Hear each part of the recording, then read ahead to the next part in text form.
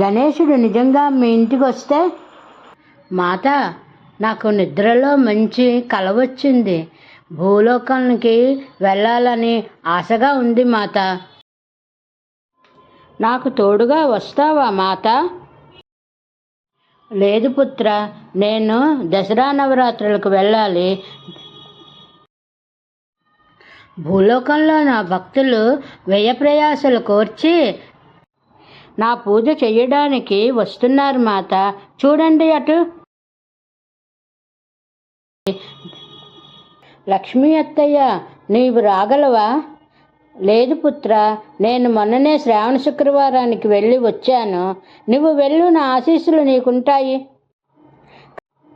కృష్ణమామయ్య, నువ్వో?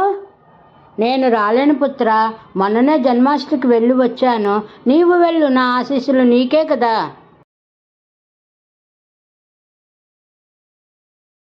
పదండి నందీశ్వర, నాకు తోడుగా భూలోకానికి వెళ్దాం.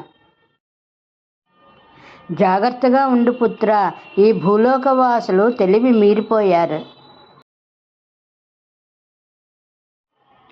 అయ్యో అయ్యో, నన్ను కట్టి ఈ భూలోకవాసులు ఈ వాహనంపై ఎక్కడికి తీసుకెళ్తున్నారు? మాత చెప్పినది నిజమే, నేనే జాగ్రత్తగా ఉండవలసింది. అనవసరంగా భూలోకానికి వచ్చాను. భూలోకంలో కుడుములు, ఉండ్రాలు, పాయసం అన్నీ తిందామనుకున్నాను, కానీ ఇలా కట్టిపడేస్తున్నారంటారా బాబు? ఓ భూలోకవాసి, ఆ వాహనంకి దగ్గరగా వెళ్ళకు, ప్రమాదకరమైనది.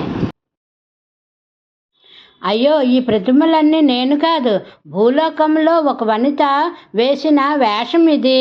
చూడండి, నాకంటే ఎంత ఆసక్తిగా ఉన్నదో. ఆవిడ పేరేమిటో తెలుసుకుందాం, పదండి ముందుకు. రేపు గణపతి పూజ అయిన తర్వాత పార్ట్ 2 చూద్దాం. అంతవరకు సెలవు మరి.